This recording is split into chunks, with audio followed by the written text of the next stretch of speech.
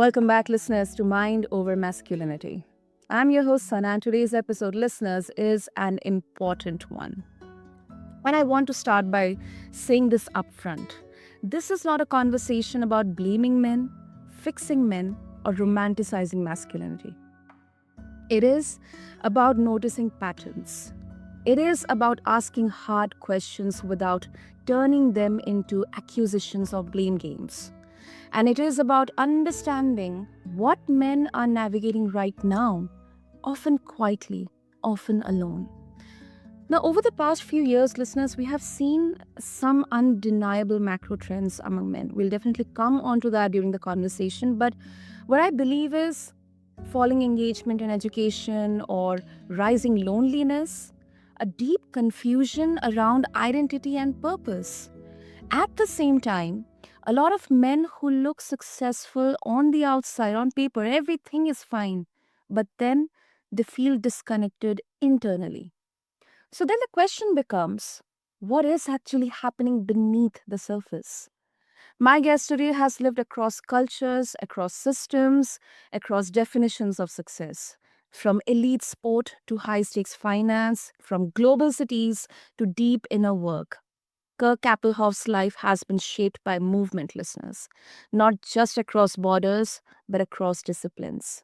And what makes his perspective compelling is not just what he has achieved, but what he has observed, especially when it comes to men who are winning on paper yet struggling internally. And let me tell you, listeners, he's the author of Alpha: Eight Challenges of the Modern Man, and the voice behind a fast growing platform exploring mental health, mental strength, emotional intelligence, physical mastery, and purpose. So, today, we are not here for slogans, listeners. We are here to examine real trends, real tensions, and real contradictions in modern masculinity. Kirk, welcome, and it's really an honor to have you here with us. Sana, thank you for the awesome introduction and really looking forward to diving into this. I think it's a really powerful topic, and the macro trends are more surprising than what most people think. Absolutely. And when did you start to observe all this? Because um often, and this is irrespective of what I believe is gender or anything. um till one point of time, we all kind of get kind of lost in just standing on our feet, like, we have to figure out everything, we have to get settled, quote unquote. But then there comes definitely a phase in our life when we kind of start to have this internal dialogue. We kind of start to have observations at a bigger level. So I would love to know, I think our listeners would love to know, Kirk, how all of this happened. Well, it's a good question. And where this really started was trying to answer for myself. How should a man be, right? What should I be doing? Should I hold the door for a woman? Should I not hold? Should I pay on the first date? Should I not be paying? Is it important to work on my body in the gym, or is it more important to read philosophy and fuel my mind, right? All of these questions kept coming at me, and I just didn't know the answer to them, especially in this world today where, masculinity and toxic masculinity seem to mean the same thing for so many people. How am I meant to act? So what started as sort of this, I guess, diary of what I thought would make sense for me to live my life in a certain way. It turned into more. It turned into notes that became into books. And now I really delve into this topic. I analyze the upcoming studies that are being released very closely to see what's happening to men, because when I tell people about this, they are shocked beyond measure, except for one group of people, and that's mothers. Mothers today seem to have a really good handle about what's happening to men because they see their daughters thriving. The daughters are out there in the cities, living, working, doing their thing, whereas the sons are, typically in the basement. And when I say typically, I mean 1 in 3 men are actually living at home right now. That's actually more than the number of men that are living with wives or girlfriends right now, which has never happened in 130 years. So statistics like this, unpredictable to everybody else except for the mothers that care about their sons deeply.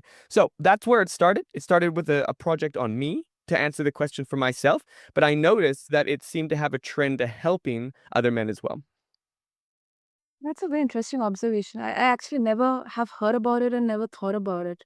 Like, the mothers, they have a better, because they are seeing it, like, from the at the ground level, at the front line here.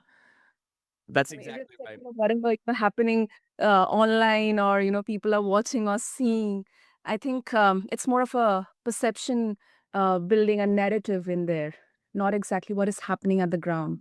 It's exactly right. Yes. They have their finger on the pulse, so to speak. Other members, though, that have really invested into this is Richard Reeves of the Brookings Institute. He wrote a book called Of Boys and Men, and in it he goes into detail on the deepest study of men that's ever been conducted. Other notable figures that have just released books is Scott Galloway. And Mhm. he just released a book which is of a similar analysis, but a bit more personal. Either way, both of them point to a common thread, and that thread is this: men are being left behind, and the leaving behind is usually being done by themselves. And part of it is a macro analysis, meaning men are being left systematically behind. There are just systems that are in place that actually hold men back. But then also, men aren't doing themselves any favors. A lot of the time, the majority of the drinking, the majority of the substance abuse is also coming from men as well.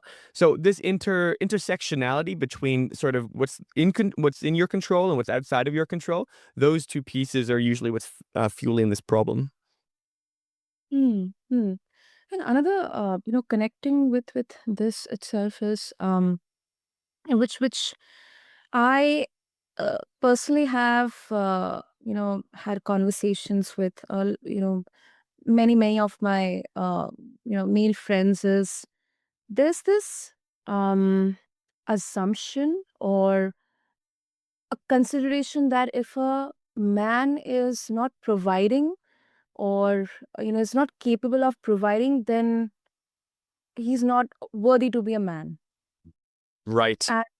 And um, it's kind of astonishing, and then there is another kind of a circle of discussion where, you know few men would say, I'm not sure, but people would say that, it's easy for women because they have this option of, either you can earn, or else, I mean, it's a choice for you. Either you earn, you become independent, or else it's already decided. You marry, you get into a family, and you nurture, and that's it.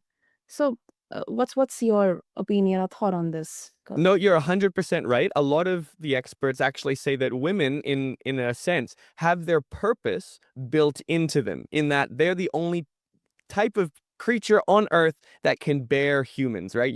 Men are just not getting pregnant. It's just not happening. Women can. And so, in a sense, they have this option. They can go into the workforce and then have children later, or they can have children first. But that purpose is sort of built in. Men typically had this, what they called the purpose of the three P's.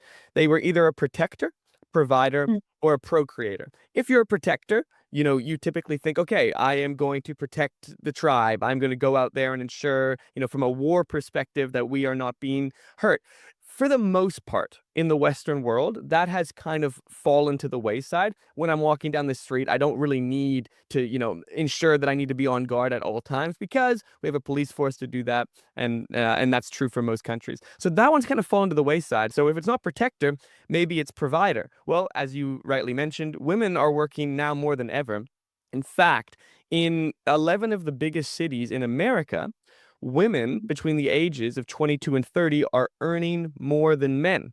Right. And so this is the recent trend we're seeing. And we can actually talk about why that is the case a little bit later on if you'd like. Yeah. But that's the statistics. And so, the provider role is also disappearing. If we don't have protector, if we don't have provider, then it's procreator. But we've known for a while now as science that men are not needed for that. In fact, there's an increasing uptick of women who are getting pregnant without the use of an actual partner.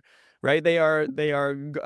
Lori Gottlieb is one of my favorite authors, and she wrote "Maybe You Should Talk for Someone," and in that she dialogues her story about how she wanted to, have her family from a children perspective before she had her family from a relational perspective. So she went through the process to get pregnant without even knowing who her partner was.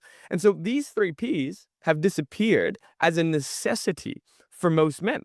they're still there as options. And there's certainly still women that want a protector and provider and a procreator, but it is not built in like it used to be from a more tribal, primitive perspective.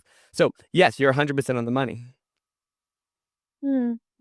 Makes sense. Makes sense. The other piece on that as well that I should note is, you mentioned that men feel like they have to be a provider. Yeah. One of Yes. the interesting things that we find in psychology is that when men talk about their identity, they speak highly of their identity when they feel like they're in a good financial position. They speak low of their identity when they feel like they're in a bad financial position. So one of the things that I actually write about is separating your identity from your net worth or your salary, reducing your identity and your idea of success to one number, your salary, or one number, your net worth, is ludicrous. And women do not do this. Women find it more in their family. They might find it more in a mix of things. Whereas men, they like to isolate for one thing. And what's more simple than just isolating for net worth? So one of the things that men find their identity in heavily is in that financial world, and making that separation and saying, hey, I am more than just my salary. I am more than just this number. That's very important because, we all know that guy who's sitting on Wall Street who's got millions of dollars, but he's 290 pounds and his heart's going to give away at the age of 50. What's the point of having all the money in the world if you can't, live out your life? Additionally, you might have the best body in the world and the most money, but you have no friends. Right? What's the point of that? Right now, when we talk about from a social perspective, there's what experts are calling a friendship recession. 15% of men say they have no close friends. That's up from 3% in 1990. In fact, the number of men with 10 or more close friends has collapsed from 40% to 15%. So in that same year, 45% of young men reported that when facing a personal problem, they would reach out to their friends first. Today, that number is 22%. Why has it dropped from 45% to 22%?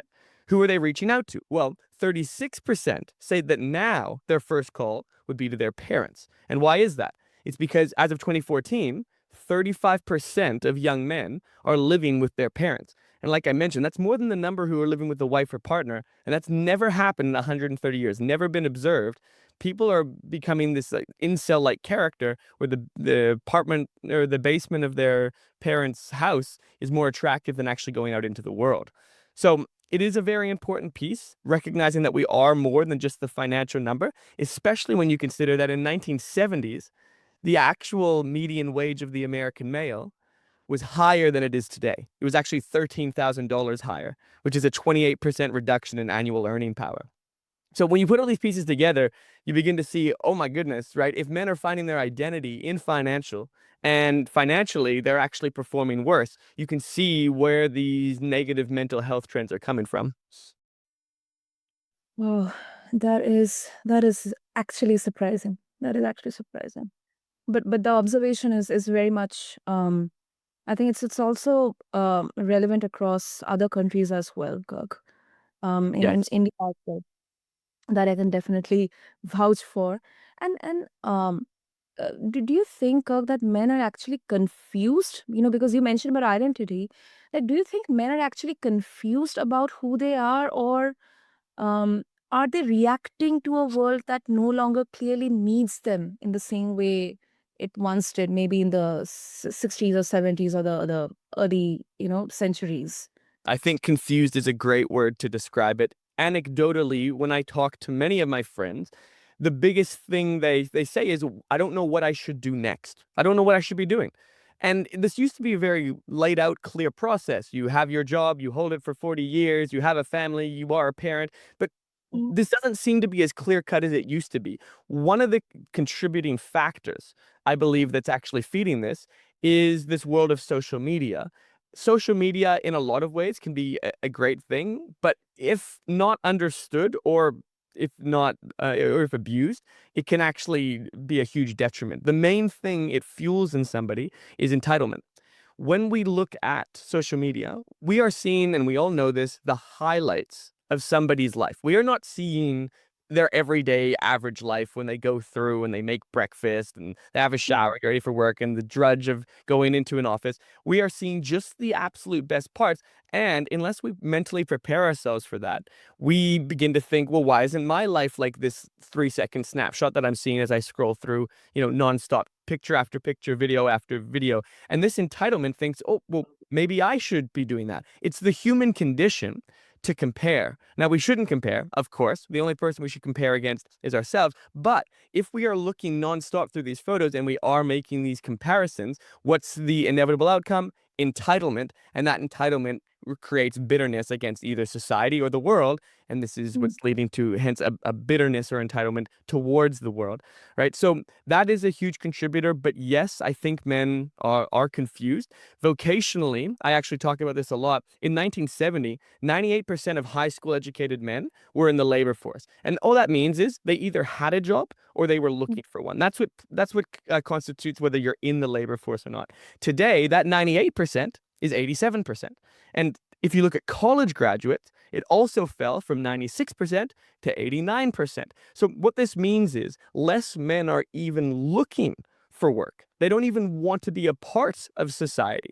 In fact, there's a recent study that came out. It's pretty interesting. There's a lot of different aspects of it. But what it did is it analyzed a study from 2003 and asked the same questions to the same age groups in 2024. And so between 2003 and 2024, the amount of time that Americans spent hosting or attending a social event declined by 50%. Right?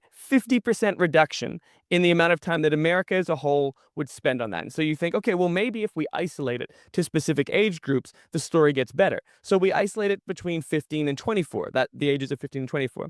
Well, they actually spent 70% less time attending or hosting parties in 2024 than they did in 2023. This is the upcoming generation. So you think, okay, well, where are these people going? Why are they spending less time? We're in a world where people are more connected than ever. Why are they spending less time? Well, there is a ratio that they analyzed, and that's the hours spent in front of a TV, whether that's television or video games, and the hours spent with another human. And that ratio is now 7-1. For every 7 hours that men are spending in front of TV, they're spending 1 with friends, which is an insane ratio that could not have even possibly existed in 2003. And today, that seems to be the case. Interestingly, the average female pet owner actually spends more time with their pet than all humans put together. That's about women, not so much about men, but I'm sure it's also true for a lot of men. In general, what this tells me is that men need to go out more. They need to get outside more, leave the house, right? When people are on their deathbed, they never say, I wish I would have spent more time playing video games. I wish I would have spent more time, in the office. Invariably, everyone says, I wish I would have spent more time with family and friends. And we have to believe those people that are on their deathbed. They have no reason to be anything than honest. So is it surprising that in the same time, we've seen this massive reduction in global happiness or global life satisfaction? We are also seeing a decline in people spending time with family and friends or making new friends, right? It is no surprise at all. I think they're correlated. Yeah, absolutely. Absolutely. No doubt. And, I, I realize that, this isn't about men losing confidence. I think it's about men losing a clear lane.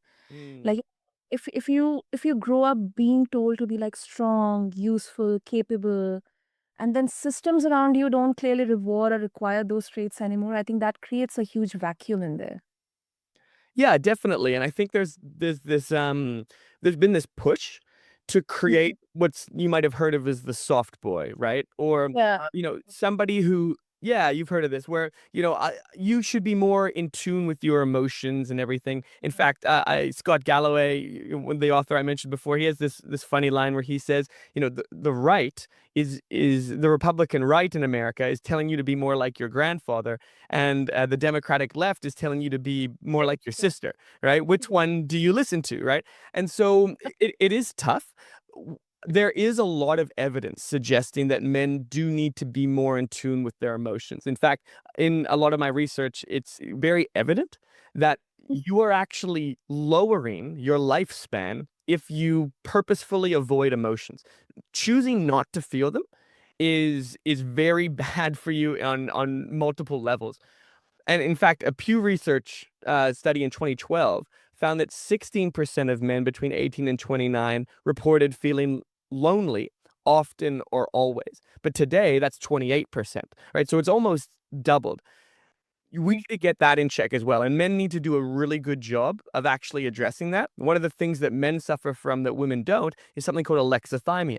Alexithymia is men's inability to identify emotions. And I can personally attest to this, and I'm sure every man listening can as well. Sometimes you'll feel something and you can just not put your finger on what emotion you're feeling. You don't even know why you're feeling that way. You might be frustrated, but I cannot pinpoint where that frustration is coming from. One of the ways you can actually combat this, and I've heard this a couple of times, is buy one of those charts that have a bunch of faces with the emotions underneath them and look through it when you're feeling a certain way. And sometimes you might find a word and you go, oh my gosh, that's exactly what I'm feeling, right? So there's a couple of ways to combat this, and probably more than we have time to go into right now. But one of the most interesting ways is to simply name the way that you're feeling when you know it. And the reason that's so important is because it actually changes the part of your brain that you're processing that emotion. If you are feeling some sort of anger or feeling rejected or embarrassed, the simple thought of saying, I'm feeling rejected, embarrassed, whatever, moves it from your amygdala to your prefrontal cortex, which, as we know, is kind of what makes humans humans, what gives us the higher order. And it changes the processing center from something that's very primitive to something that is, super advanced. And that alone has a ginormous impact on how we process emotions healthily in that perspective. And so that's one of the ways. But I think you're right in saying that there is a lot of expectation there, and the expectations being missed in a lot of ways. That's right. That's right. It's a very, very, very interesting, um, research and studies. Because a lot of listeners would assume that um, this is not even worthy of a topic to be talked about. You know, just a simple bland statement that women are from Mars and men are from. Oh, And I think it's not just black and white, Kirk. I mean, there are a lot of nuances here because I mean, at the end of the day, we are talking about humans.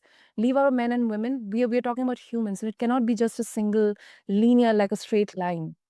that's exactly right. And I should caveat all of this that while it's very easy to just point at men and say, you are the problem, you are the issue, there are Yeah. things structurally in the system that actually hinder them in a lot of ways, and we need to combat Mm. that. For example, we've kind of got this generational social contract that's been broken. Historically, it's always been the case that you should be better off than your father, than your grandfather. You should earn more than them.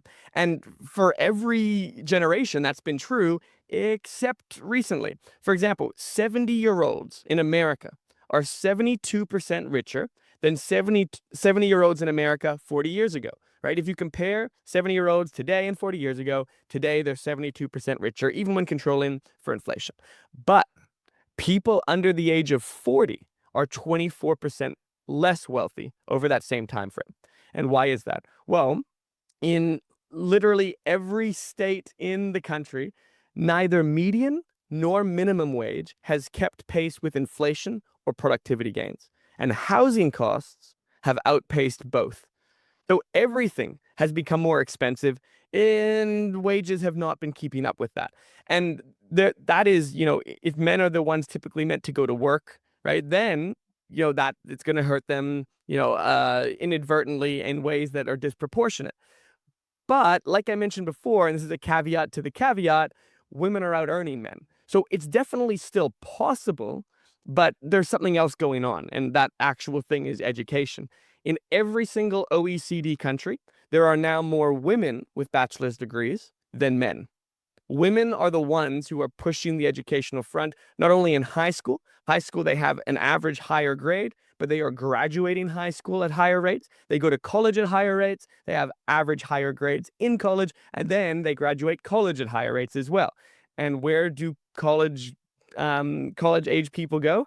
To cities. And cities are where typically people make more money, right? So on average, women are leading the way in the working world. Now, we can talk about women's level of happiness. It's actually declined. Apparently, there's a very interesting body of research that's coming out that says women who are married are actually happier than women who are not. So this push is not necessarily a good thing, but I think this will balance out. Overall, though, women are kicking men's butts in pretty much every Western country in the world. And one, part of the conversation that you mentioned is this, that if boys or men they become more emotionally available, or they become more emotionally intelligent, that makes them soft. This, the right and the left, and all that discussion. And I actually find this very much applicable in countries like India as well. Because um there are multiple factors here. And when we talk about Gen Zs, I think, you know, people would say that men who are younger in today's generation, uh, the men are no longer men. They are soft. They are, I mean, there are all kinds of, kind of stereotypical assumptions as well in their, Kirk. So, like, what's your thought on this? Yeah, I Like, mean, without a doubt, I think every single generation will call the next generation softer than them. And in a sense, that may be true. Why? Well, the world is actually cultivating a place where people can afford to be softer. If I don't have to wake up in a cold apartment because there's heating, then guess what? I don't have to be as strong, as tough, as hard as if I had to wake up in a freezing apartment, right? Because heating didn't exist yet, right? So the world is creating a softer environment and people are getting softer still. The other piece of this, the world's getting wealthier in general. And this is a good thing overall. Dr. Steven Pinker talks about this a lot. In general, the standard of living across the world is getting, to levels that don't even make sense. Right? The middle class person today lives better than the top 1% 70 years ago did, which is absolutely wow. That's a very good thing. But it means that the problems that we're facing today are certainly not the problems they were facing 70 years ago. Sometimes the biggest problem someone's facing is that their coffee is not hot enough, right? And that Mhm. is not a very big problem to deal with. And so when you're dealing with something like this and you're scrolling through Instagram and seeing other people don't even seem to have any problems because the pictures and the videos are so great, right? What Mhm. does that do to the mind? It creates not only entitlement, but it creates this idea that okay, well, life's not that bad. What's really bad are, my coffee's not hot. I need to go on more vacations and these sorts of things. So there's definitely a softness aspect to it, but I Mhm. I do think I do think that there's a focus problem as well. And the focus should be on purpose. And people go, well, I'd love to have a purpose, but the question is, what are you doing to put purpose in your life? One of the books that have absolutely changed my life was by Viktor Frankl, and absolutely incredible. He was a man that lived through the Auschwitz camps, and he was also a student of some incredible minds. He studied Nietzsche, but he also studied under Freud and crew. And he says that purpose falls into one of three categories. You either get purpose from work, purpose from people, or purpose from suffering. And Mhm. the question is, what in our lives are we doing with our work, with our people, or in our suffering to give ourselves purpose? If you have that, you're more likely to live a life where you're not left wanting or entitled. And, Mhm. specifically, he tells this story of this man. This is one of my favorite stories in the book of this man that came to him and said, "Hey, I'm 80 years old. My wife has died, and I don't know how to move on. I don't know how to live. I'm in constant distress. I'm constantly sad. I can't get through the day without thinking about her." And Viktor Frankl said to him, "You know, what would she be like if you had died first?" And Mhm. he said, "Well, she'd be the same. She would be just as distraught as I am, and it would be terrible for her." And Viktor Frankl said, "Well, take this suffering and use it because she died first, and because you outlived her, you've Mhm. spared her the pain that you're feeling now." Right? And he said that man shook his hand and kind of walked away. The point is There are things in your life that you can use that give you purpose. You just have to latch onto them and choose them, right? And this is important, taking purpose into your control, into your hands, not letting the world tell you what your purpose should be. And this is another point, purpose does not have to be this one overarching statement for your life. You can have many purposes. I have a purpose in my job. I have a purpose in my family. I have a purpose with my friends. I have a purpose in my hobbies. Writing out that purpose statement allows you to isolate for the things that you want to control for, so that regardless of the world's definition, you're defining it for yourself. That's beautiful. That is beautiful, Kirk. That is absolutely beautiful. I'm glad to And hear that. yeah, yeah. And before we wrap up, I think this goes back to where we started this conversation with, like, the growing narrative that traditional masculinity itself is the problem. Like traits like competitiveness, stoicism, dominance, they're outdated or they're harmful. From your work, do you believe masculinity needs to be softened or sharpened? Yeah, well, I like the take by Scott Galloway on this. He says, and hear me out here because this could trigger some people. He says toxic masculinity doesn't exist. And you say, "Whoa, what's he saying there?" Well, he goes, "If you believe that masculinity is dominating women or being coarse with people or being angry all the time," he goes, "you're not talking about masculinity." He goes, "That's not masculine. Masculinity is being in control of your emotions, having a purpose, being mentally strong." So if any of those things come into play, the coarseness, the abruptness, the anger, that's literally not masculinity. That's not a toxic side of masculinity. It's just not masculinity at all. And so in my view, I think masculinity is a really good thing. You want strong men that are willing to do the hard jobs.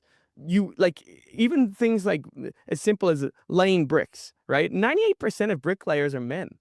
92% of porta potty cleaners are men. 92% of guards. The amount of people that die in war, 99% of them are men.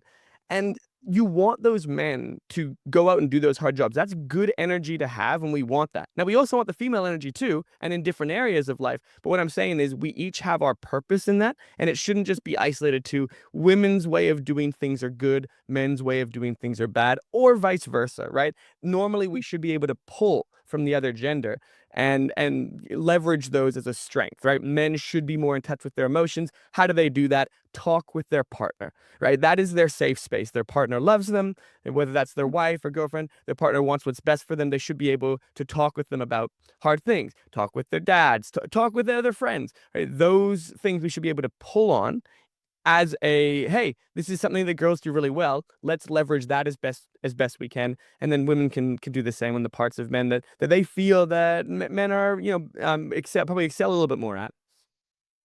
Absolutely, absolutely. Super, Kirk. What an amazing, you know, conversation. I think this provides such a clear mirror and a different lens to look at, not only masculinity but humanity in Mm. so I think, especially for me, I think it leaves me with one big takeaway, that men are not broken, but men are unanchored.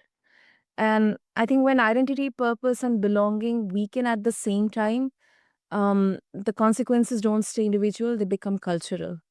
Mm-hmm. Great. Well put. Super.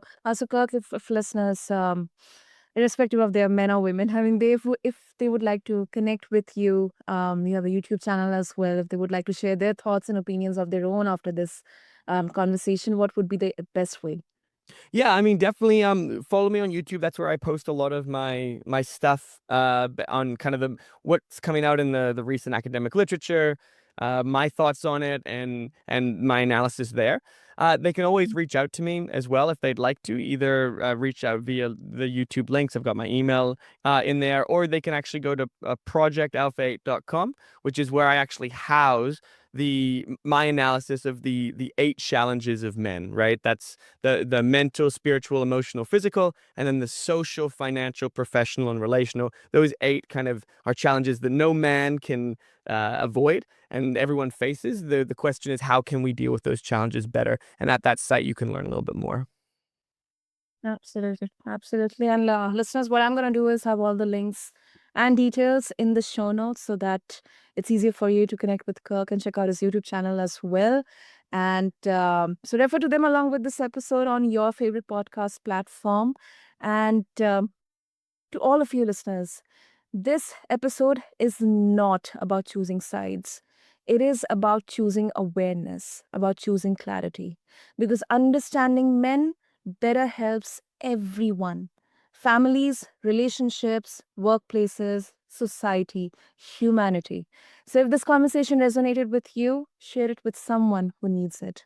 And Kirk, thank you once again so much for bringing nuance, data, research, honesty, and really, really ground perspective. Thanks so much, Sana. It was a pleasure being on and look forward to the next time. Absolutely. And this has been Mind Over Masculinity. I am Sana, and I'll see you in the next episode. Thank you.